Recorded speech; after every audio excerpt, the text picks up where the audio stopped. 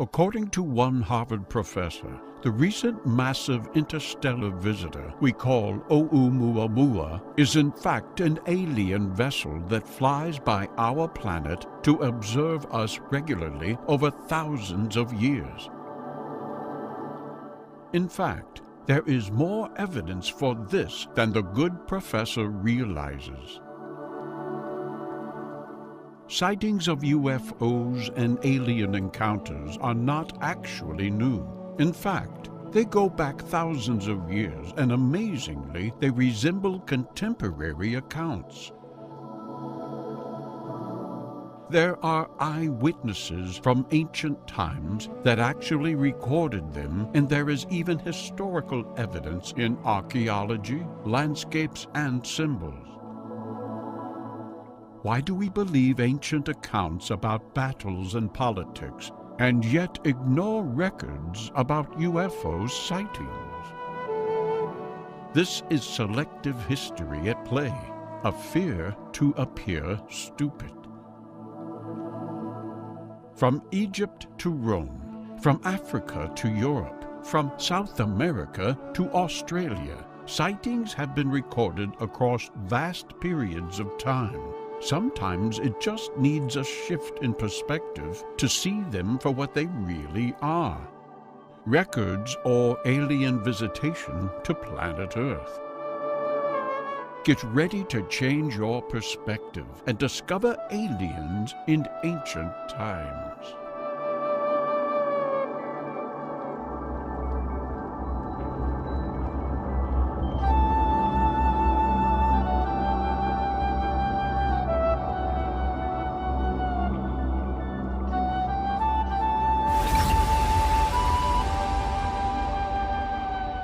Ancient Mesopotamia is the birthplace of modern humanity on so many levels.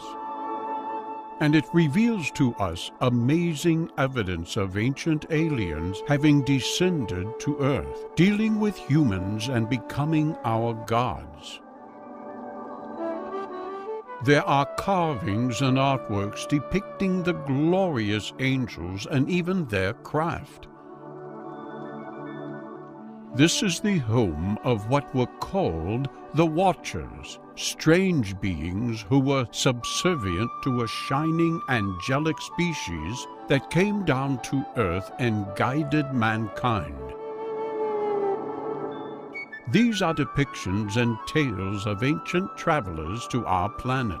All of this was written down by their historians and scribes for us to decipher today.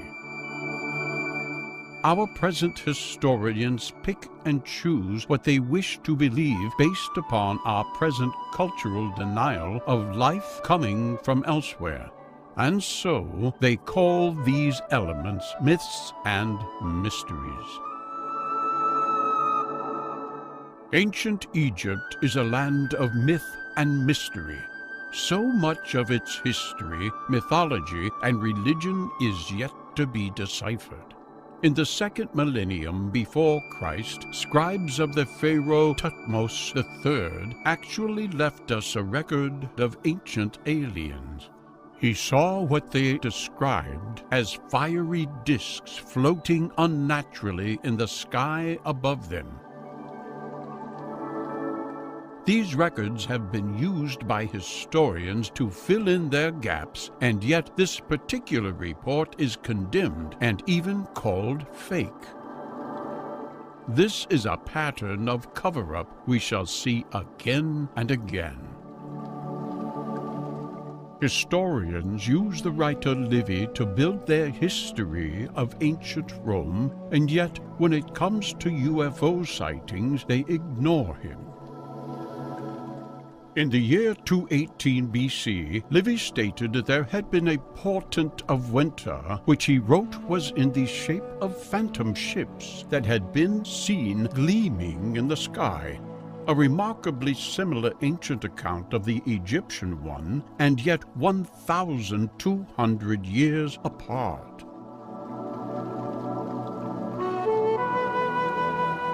In 76 BC, the Roman writer Pliny the Elder saw something very similar. Again, Pliny is used as a reliable source of information for our ancient Roman ancestors, and yet when he speaks of UFO sightings, he is ignored. He said that a spark appeared in the sky and then grew in size as it ascended to Earth until it was the size of the moon. The object then ascended back into the sky and was transformed into pure light.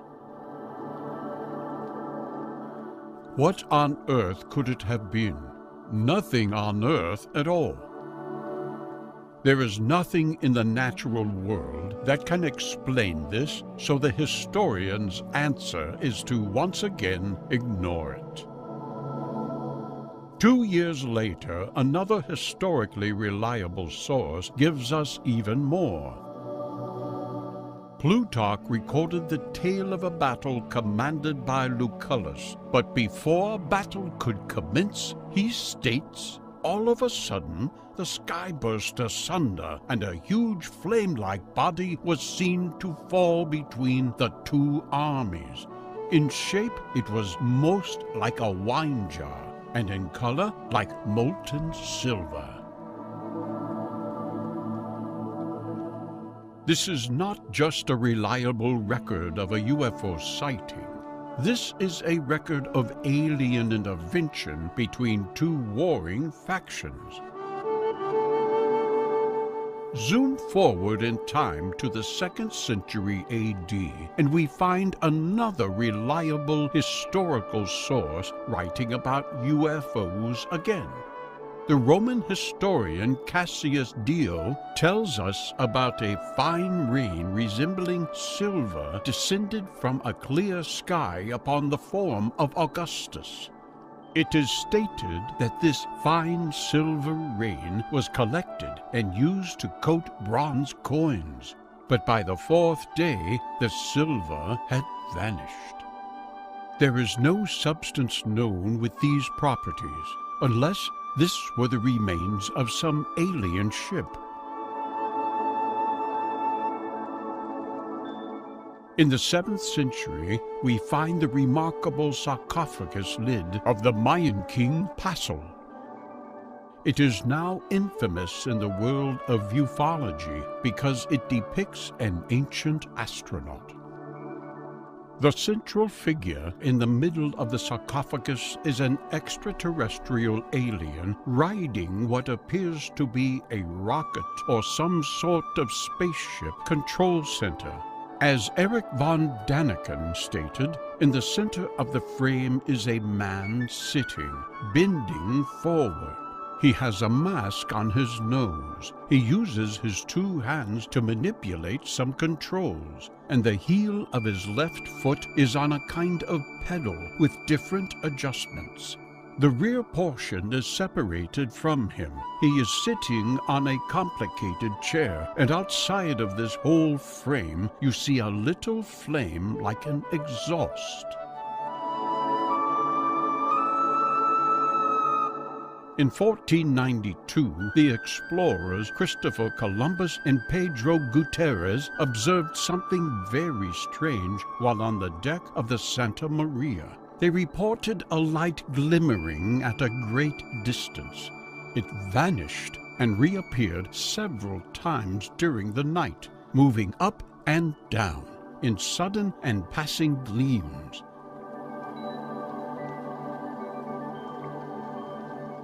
We move forward again now to the 16th century and to Nuremberg in the Holy Roman Empire.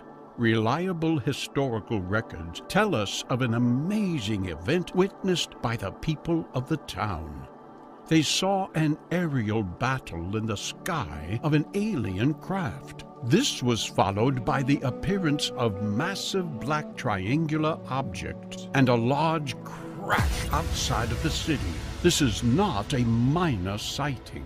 Residents saw hundreds of spheres, cylinders, and other strangely shaped craft moving erratically in the sky.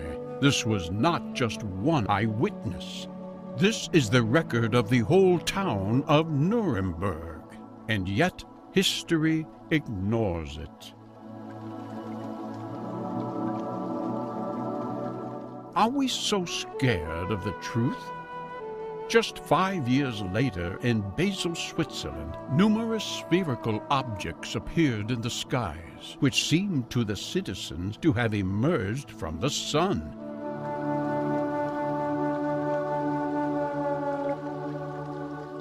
A 16th century woodcutting depicts this scene in which dark spheres were witnessed hovering over the town. The spheres appeared at sunrise. Many became red and fiery, ending by being consumed and vanishing, wrote Samuel Coccius in the local newspaper on this date.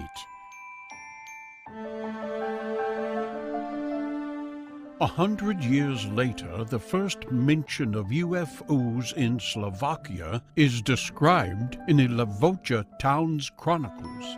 The alien vessel is described as appearing like a silver lizard in the sky.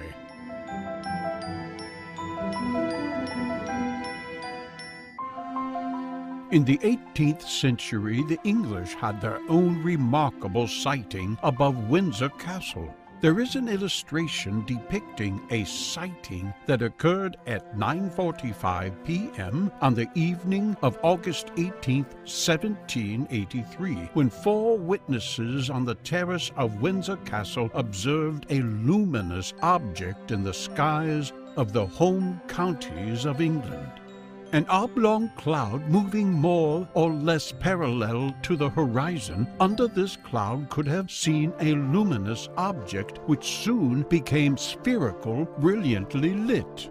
It is incredible that over this vast period of time, these vessels reported by eyewitnesses all appear to be silver, out of all the colors that could have been chosen.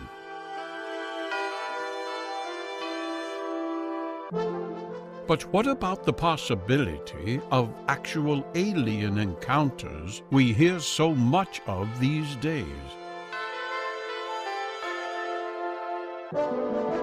Well, in the early 19th century, fishermen in Japan left us a report of a strange drifting vessel. When they went to investigate, a beautiful woman appeared, holding a box and speaking in a strange language.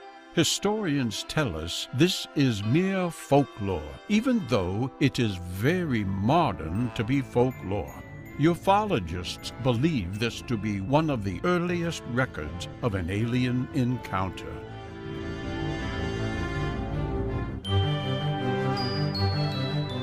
Moving forward in time and across the USA, we discover a wave of sightings that have become legendary.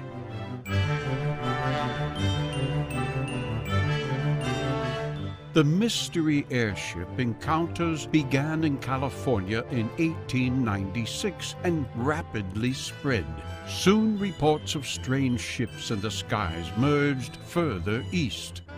There are many eyewitness accounts, and some of these describe being able to see occupants through the windows. There are even reports of physical encounters with the pilots themselves.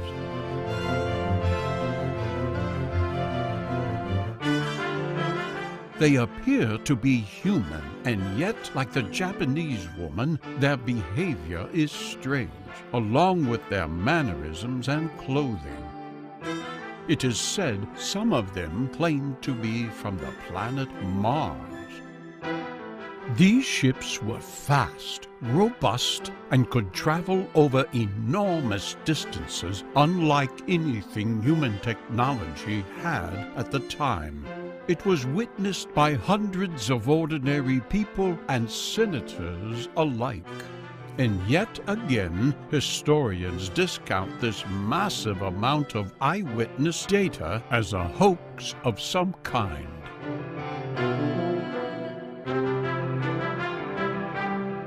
Who had the technology in the late 19th century to do such a thing, and why do we not have evidence of it?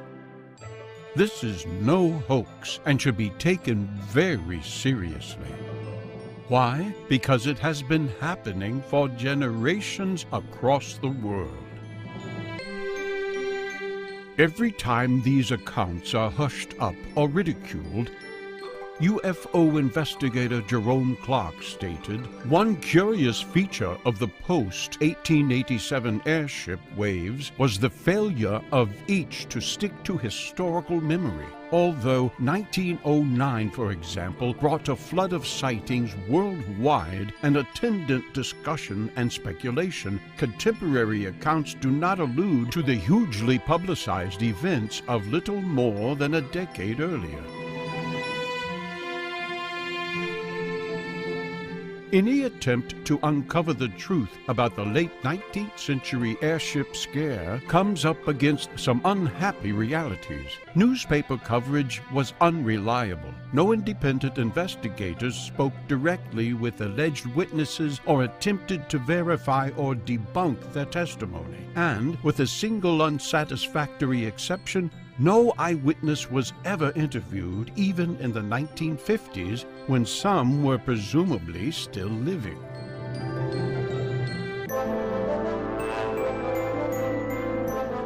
Some kind of cover-up was afoot. Some did state that these were alien visitors, though, including the Washington Times, which speculated that the airships were a reconnoitering party from Mars, and the St. Louis Post-Dispatch, which suggested of the airships that these may be visitors from Mars, fearful at the last of invading the planet they have been seeking.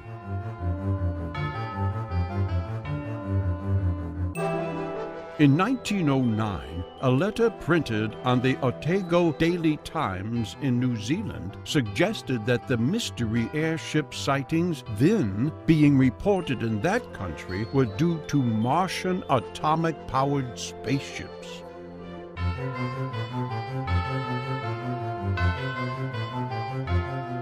At the same time, in Aurora, Texas, we discover an article in the Dallas Morning News describing an actual UFO hitting a windmill and crashing down to Earth. It was reported that the pilot was not of this world and as a Martian by the Army Signal Service officer at the scene.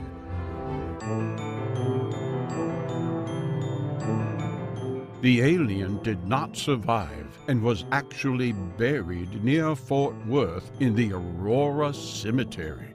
And what happened to the crashed UFO? It was dumped into a nearby well.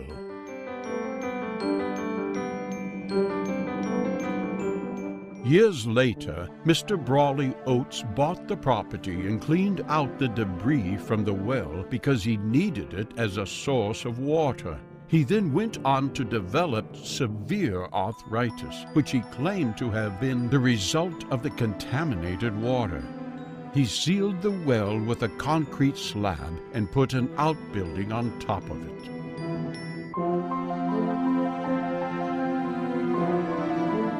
Soon more mystery aircraft were spotted, and not just in the USA. Moving lights and solid craft were spotted in the skies above Otago and elsewhere in New Zealand in 1909. All of these were reported to the newspapers, leaving behind a reliable eyewitness trail. In 1917, at the height of the First World War, witnesses saw something amazing. In Portugal, thousands of people saw the sun suddenly gyrate and then descend. Such a sight was religiously interpreted, but reality tells us that a large, shining, moving object in the sky descending to Earth is in all likelihood a UFO.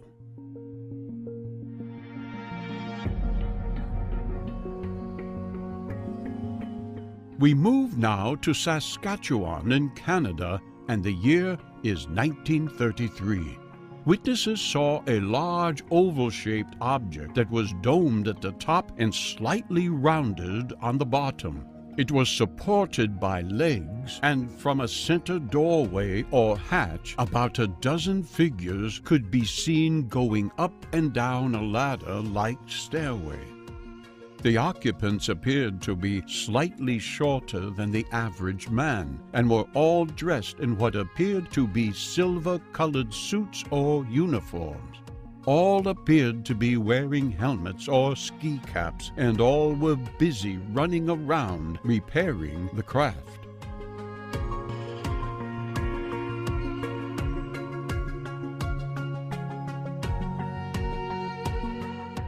Time moved on, and soon mankind was hell-bent on killing each other again in yet another world war. This time our own flying is a little more advanced, and yet the aliens were still way ahead of us. Pilots across the world started to report strange glowing orbs flying in and around their own formations. They became known as Foo Fighters, and no satisfactory explanation other than they were UFOs has ever come forward.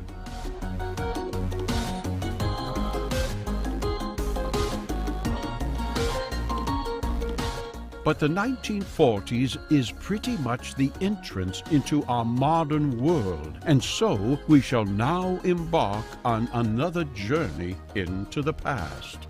There is in fact huge evidence that aliens not only came to Earth, but invaded and manipulated mankind. This is the untold story of a very real and ancient alien invasion.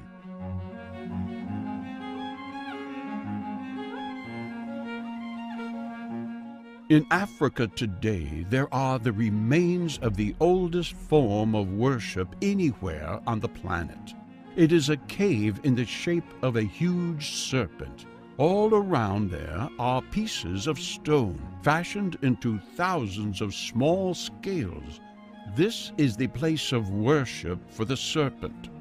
We know from thousands of eyewitness accounts, past and present, that aliens have a striking resemblance to reptiles and snakes. This, then, is where man first came into contact with the aliens. The discovery of this one location surprised the world. Nobody expected original worship to be that of a serpent, and yet it is within every single religion.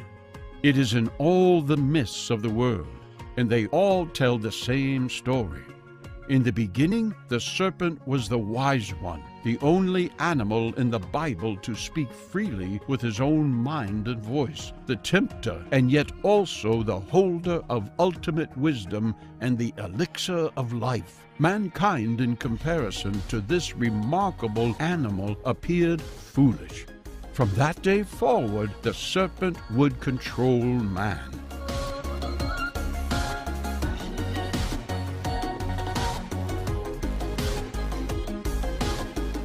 This is all written down, recorded by man over centuries. No questions asked about how a serpent-like figure coming down to earth could talk.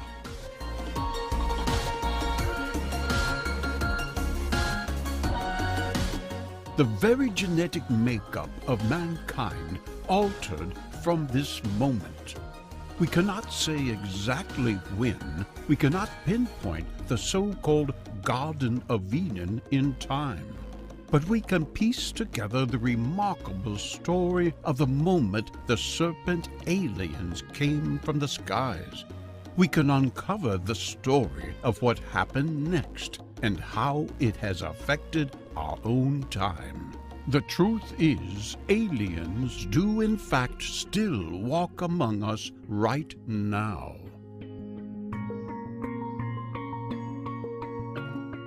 The historical truth is that the serpent is embedded in the origins of all major religions, and it is in fact the root of them all. This has been proven again and again, both from scriptures and archaeology. According to Ferguson, the 19th century historian and writer, we first meet with serpent worship either in the wilderness of Sinai, the groves of Epidaurus, or in the Sarmatian huts. The serpent is always the Agatha Daima. which in ancient Egypt presided over the affairs of men as the guardian spirit of their houses.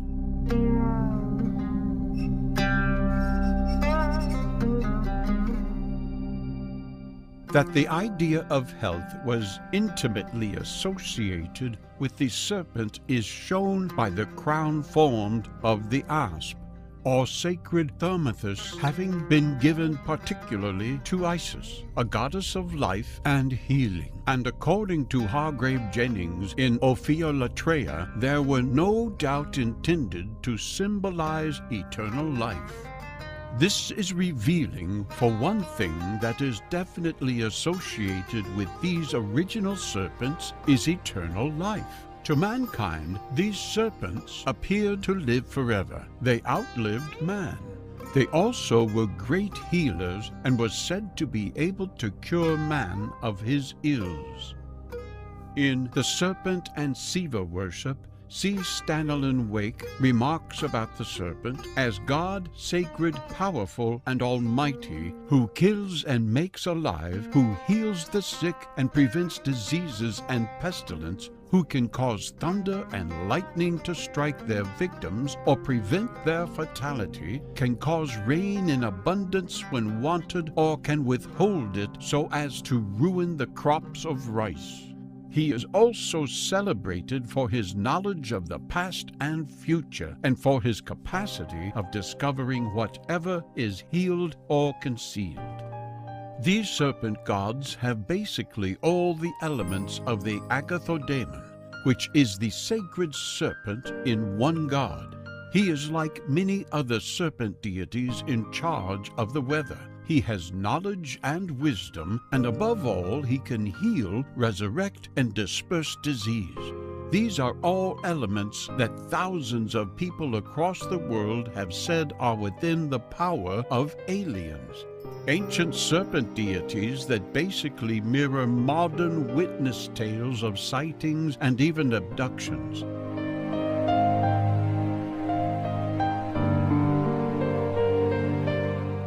They came thousands of years ago, we are told, and they genetically created a species, man. You see, according to the Bible, Adam and Eve were the progenitors of the human race, and they spent time in the Garden of Eden with a talking serpent. The whole human race is derived from these two people, a story of two people created by the God of ancient times to populate the earth, a hybrid species, part God and part of the earth itself.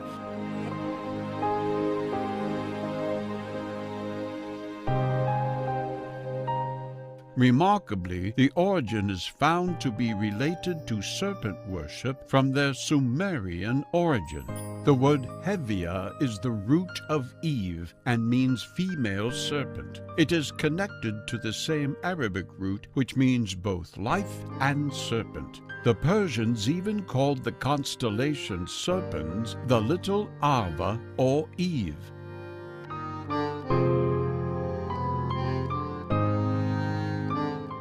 In Old Akkadian, Ad signifies father, and Adam was closely associated in legend with Seth, Saturn, and Thoth, who were all associated strongly as serpents. Abel, the son of Adam and Eve, means serpent shining, and Cain was thought to be of serpent descent simply because he was.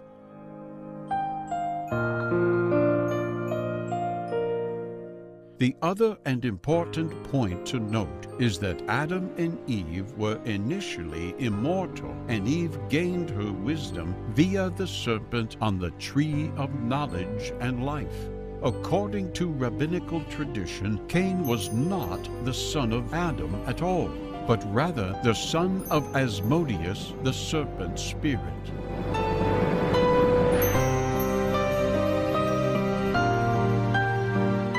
In conclusion, Adam and Eve and even their sons are serpents. The very so-called origin of humanity is in fact based upon these Sumerian shining ones that came from the sky in the form of serpents.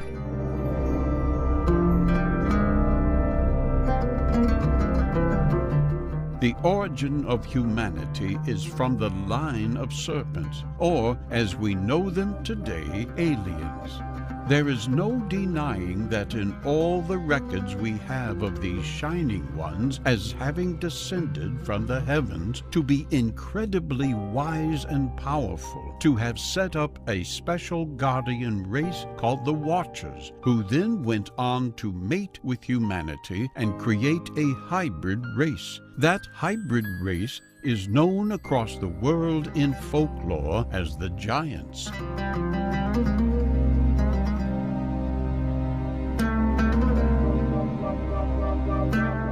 History tells us quite simply that this was a crime, and the original aliens, the Shining Ones, did battle with the giants and brought about a great cataclysm.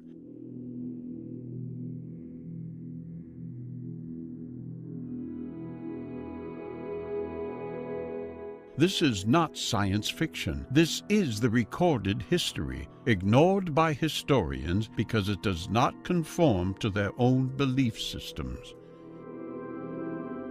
According to Babylonian legend, in the beginning there was neither land, gods, nor men.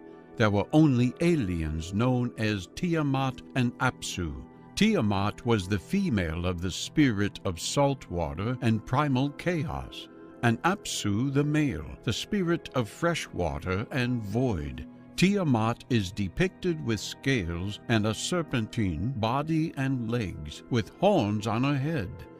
The union of these two gods produced all other gods, including the greatest among them, Quinju. This later became the Quinotar, the progenitor of the French Merovingians. Their bloodline stretched back to the end of the age of Taurus. This, for the first time, gives us actual dates for the ancient alien invasion, and amazingly, it fits perfectly with all that we have discovered in their origin in the dawn of Mesopotamian civilization. 5000 to 4000 BC. Over thousands of years and across hundreds of cultures, the history of this ancient invasion by the great Shining Ones from the heavens altered and became legend and myth. Much of it turned into great religions of the planet, but hidden in these stories is the real, literal truth of an invasion of planet Earth by beings so strange that we called them serpents.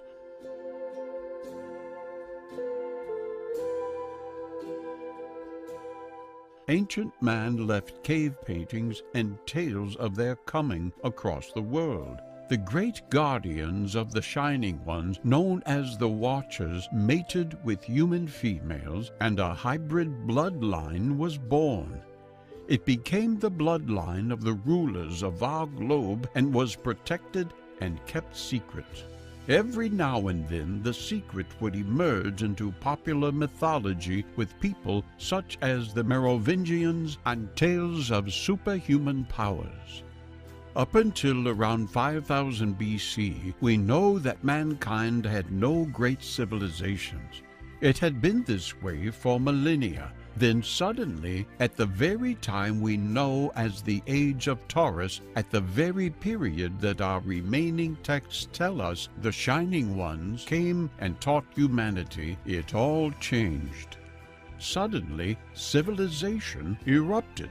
The Sumerians migrated to Mesopotamia towards something that seemed to attract them. This is the period of tales of a great cataclysm, what we know as the Flood. Judgment from above. The gods were angry and dealt humanity a cruel blow. These tales are worldwide. Civilization erupted and great learning spread far and wide.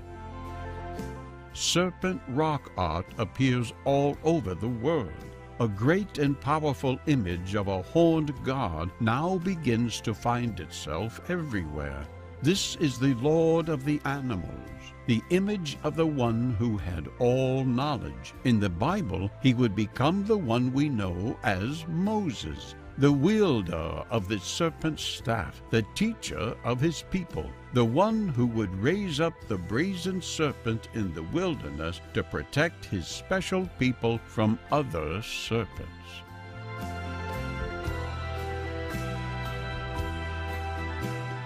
This is the period that Enoch tells us was the time of war between those who had come down from the skies, the angels, the Nephilim, the shining ones. These were the great shining serpents who had magical flaming swords and wheel-like or disc-like ships that flew around in the sky.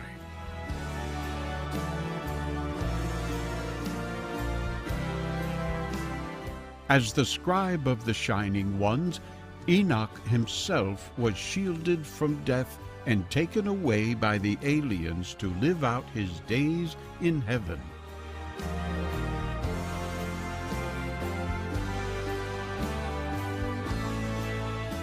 Christians today know him as the man who walked with God, and the reason is simple. God came down to earth and walked on our soil, spoke with Enoch, and then returned. Whatever this means, it does reveal that ancient man witnessed something remarkable. Simply replace the word God with alien, and we are getting somewhere.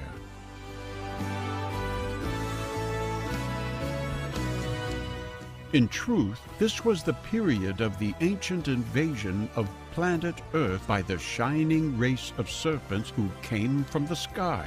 Our ancestors worshipped them for their amazing power, and yet, in our modern scientific age, we can now see things more clearly.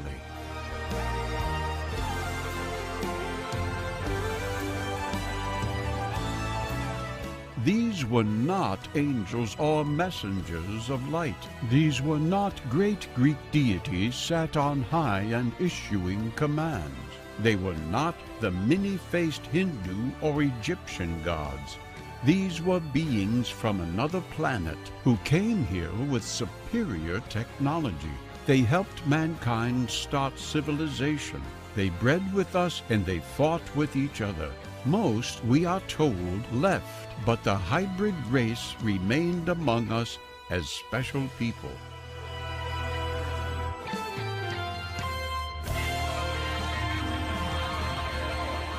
And now, with every passing day, NASA tells us that they have discovered yet another Earth-like planet that could sustain life. They find ancient rivers and lakes on Mars and even fatty acids within the Martian soil. They alter their equations on the existence of alien life on a weekly basis. Even they are growing more and more aware that soon they will discover something special.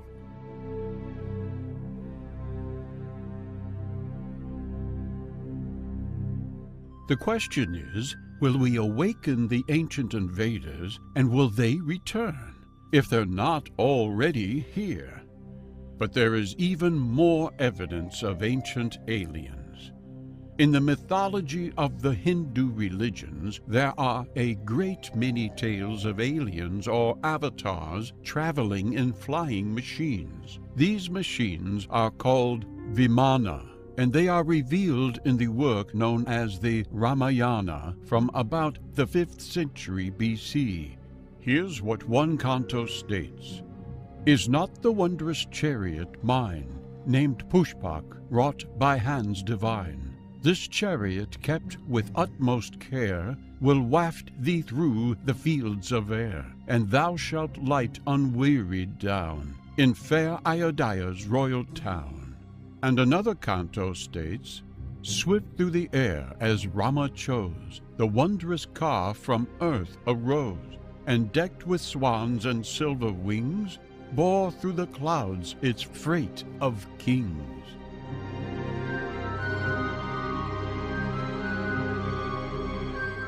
What are these cars spoken of over 2,000 years ago that can ascend and descend from the sky if not alien craft?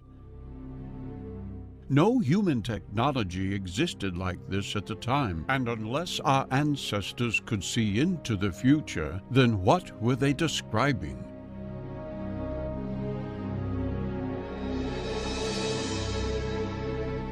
These craft were said to be brilliant as the sun and made noises like thunder. This is amazing imagination for the period, especially when we consider that these tales match those of thousands and thousands of UFO witnesses today.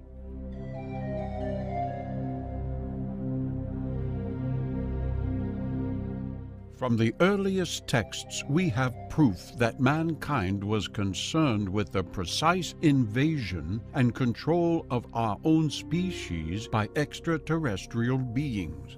Over the millennia, these beings have stepped in and out of what we call reality and manipulated our lives. If we actually took a look at the very first text from all religions, we actually discover that our ancestors were talking about beings that came from another place. They reveal that beings descended often with craft. They then took control of humanity, formed the first civilizations, taught us how to grow crops, science, languages, and more. They placed superhuman watchers over us to keep us in our place. We, in turn, worshiped them and turned them into our gods.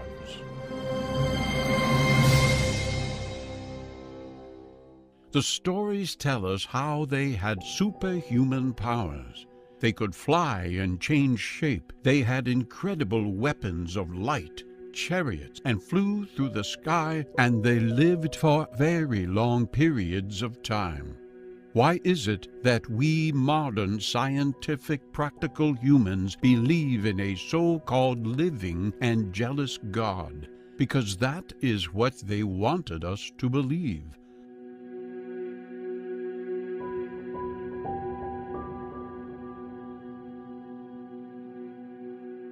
Archaeology and history reveals that the times before these beings arrived, humans lived in a peaceful existence. We lived off the land. We ate berries and root crops. We followed the herds and were in tune with nature and its rhythms. Then suddenly we found broken bones, burnings, and other signs of warfare. What changed? The beings arrived and a divided mankind fought. An ancient civil war across the world between those who followed the invaders and those who wanted freedom. One unique element we see in historical texts and art is the ability of those special beings to shapeshift. Many texts even tell us of how abhorrent they were to look upon. Snake-like reptilian elements are at the forefront of descriptions. Today, many call them reptiloids, saurians, or even draconians. It is nothing new. In fact, it has been known for a very long time.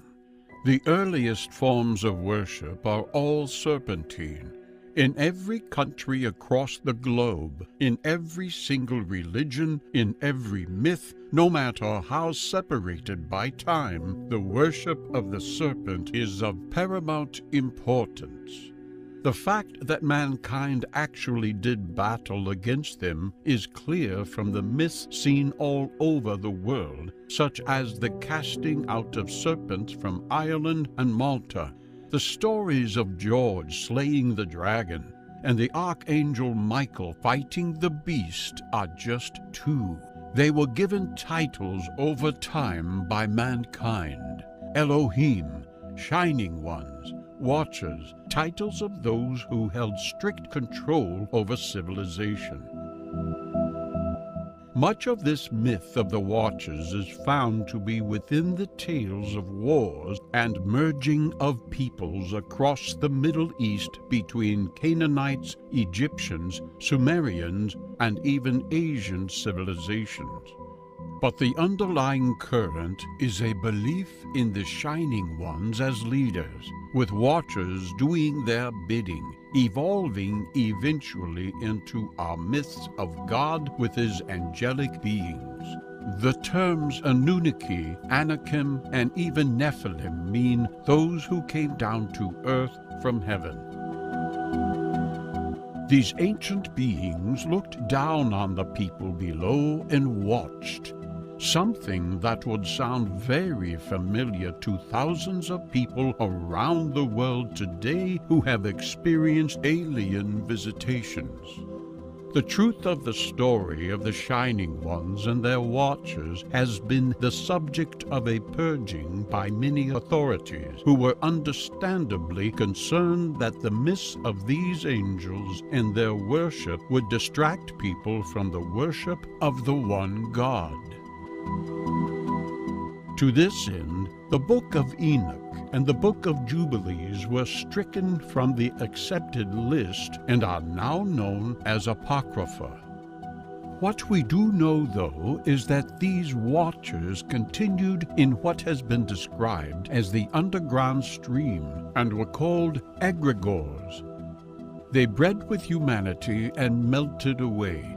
Very soon, massive secret societies emerged that fostered the original teachings of the Shining Ones. Derived from the Greek word egregoros, it means watcher or guardian. The office of a watcher is to protect from outside pressures a region or ethnic group assigned to its care.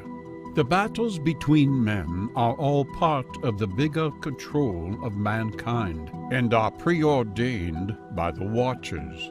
Egregore is Greek and means to rouse from sleep, be excited by passion, to be awake, or to watch. Incredibly, etymologically linked to the Enlightenment experience or awakening, or a place between awake and sleep. It is this very place between awake and sleep that the vast majority of alien abductions occur. It is this part of our mind, this midpoint, that we suddenly become aware of reality, of the beings all around us, controlling us.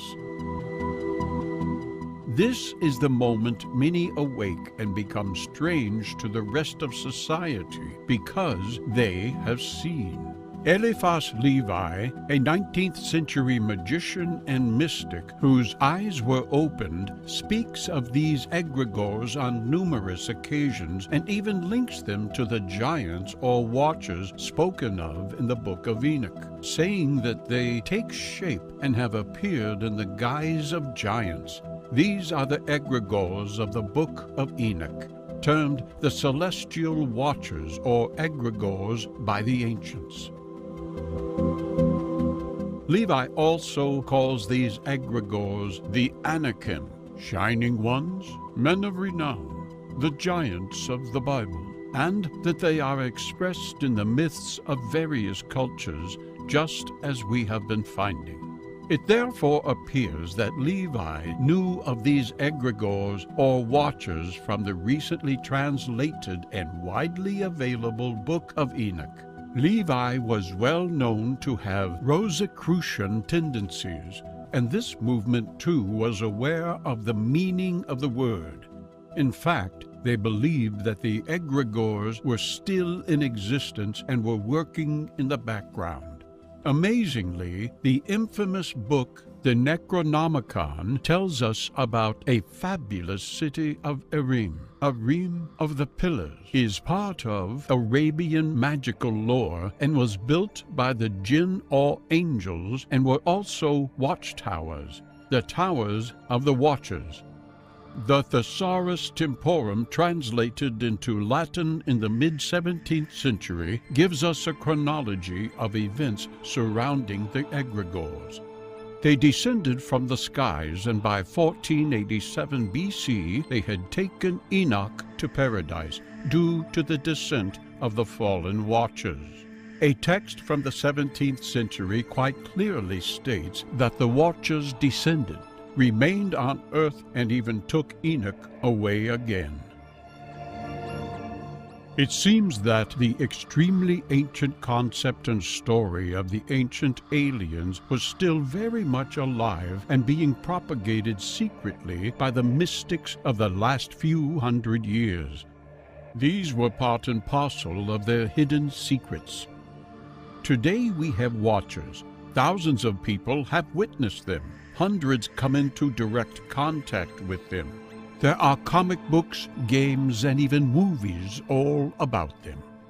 Their origin in modern times can be found in the 1940s as UFO sightings were on the increase. People who reported having witnessed a UFO started to be contacted and threatened by sinister men in plain cars and black suits. Over the years, very few facts have emerged about them. They are thought to work for secret government departments, and yet they are seen across the world. They have strange superhuman powers. They come and go as they please, appearing and disappearing like ghosts. They were referred to by some as demonic beings. They have strange features and dark skin. They shapeshift. In fact, there are hundreds of reports of reptilian shapeshifters all over the world. Eyewitnesses have described humans turning into reptilians and back again before their eyes.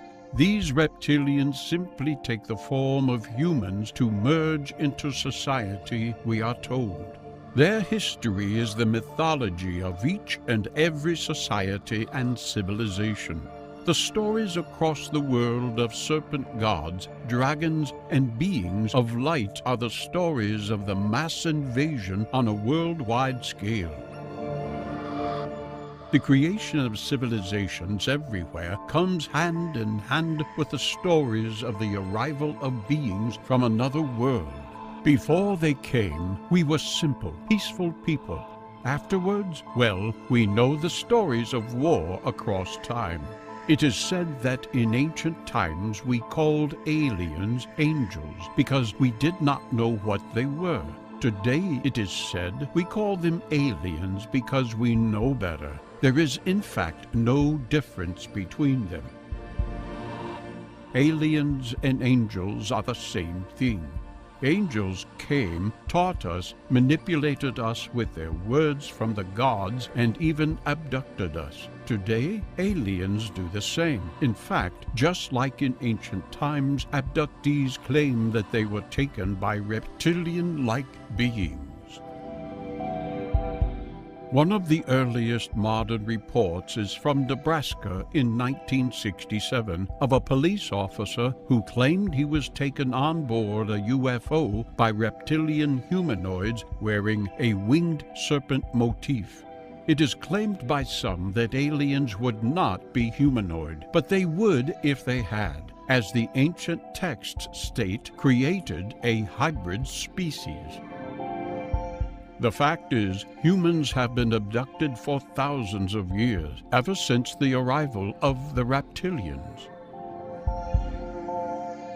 There are copious texts reporting these events, and some of the most famous are the actual characters from our religions: Moses, Abraham, Mohammed, Jesus. All of these and more have all had close encounters with what we today would call aliens.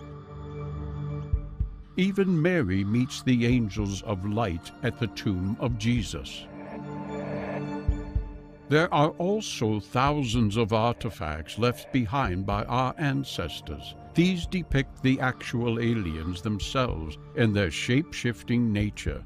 From rock paintings that are tens of thousands of years old to carvings and statues of later civilizations. There are even numerous crafts seen around the world and left for us as works of art.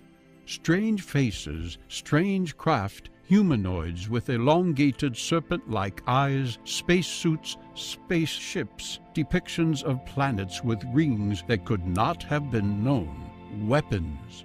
These are huge gaps in our history that simply cannot be explained in any other way. how suddenly an agrarian society discovers the knowledge to become a world-leading civilization with the ability to build massive superstructures that point to specific locations in the sky. This is just one example. There are more, and they are all over the world. If mankind was creating some kind of lie about his origins, then he was doing so on a grand scale, and our modern historians are ignoring their ancestors' explanations. That aliens came, took control, and took over our minds. The fact is, ancient artifacts across the world revealed non-human intelligent creatures at the hands of machines and weapons, and superior to the ordinary human being below them.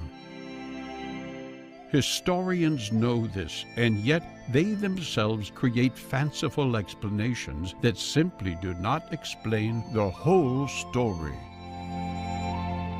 The whole picture is not taken into account at all. There is absolutely no explanation why cultures separated by thousands of miles and thousands of years come up with the same cultural origins of extraterrestrial human beings that all look and act the same. Beings from another reality, super weapons, superpowers, the ability to change shape, the serpentine reptilian appearance, the creation of civilization, the teaching of humanity, the erection of huge structures, the sudden knowledge of mankind, the forming of religions with deities and divine beings, and the forming of a line of special hybrid kings and queens. All of this is factual and worldwide. It is in every single culture and country, and it all supposedly happens separately. The truth is in the recorded history of each place. The truth is that these early historians were recording history, not creating myths. Ever wondered why the God of the Bible sometimes appears too human? Why is he a jealous God? Why is he lonely?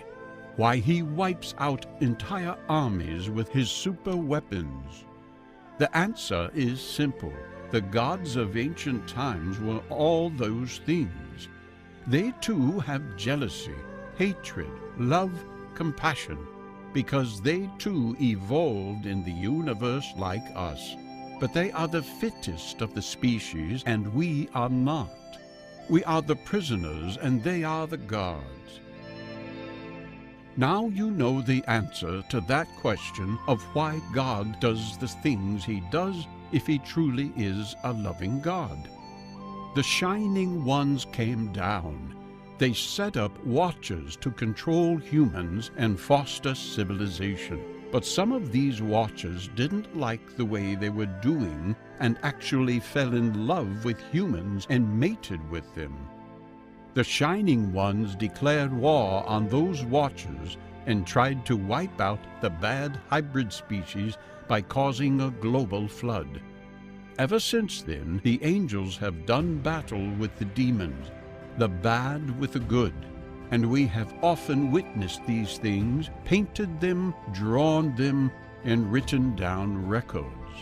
These are records left behind by people such as Enoch, and remarkably, the same things spoken of thousands of years ago are still being witnessed today. Benevolent beings saving humans from disaster, battles in the sky, a war between those that would control us and those that would set us free. The reason we don't all see these things and find crashed craft or dead bodies everywhere is simple. Your mobile phone signal is yours. The person next to you can also talk on their phone at the same time. The conversations do not cross or get mixed up. One does not hear the other. They coexist. The same is true here. What mystics are seeing are beings of different light in a different dimension. What people who are in the hypnagogic state, or between waking and sleeping, are seeing is another world, existing in the same place in space and time as our own. One is attempting to control the other and very often steps across that boundary. Beings from that other place actually crossed over to our dimension thousands of years ago and took control. They have been manipulating us ever since through their hybrid children. The jealousy of the god was that he wanted control and would never relinquish it. But there are angels of light that fight back, and the whole myth has become so mixed up that it is now confusing. The Freemasons are accused of worshiping the devil because they actually hold Lucifer in high esteem. Lucifer means light, not darkness. Things, as Salvador Dali once said, are not always what they seem. Salvador Dali was a unique artist. He saw reality in a different way to the rest of us and mocked the system.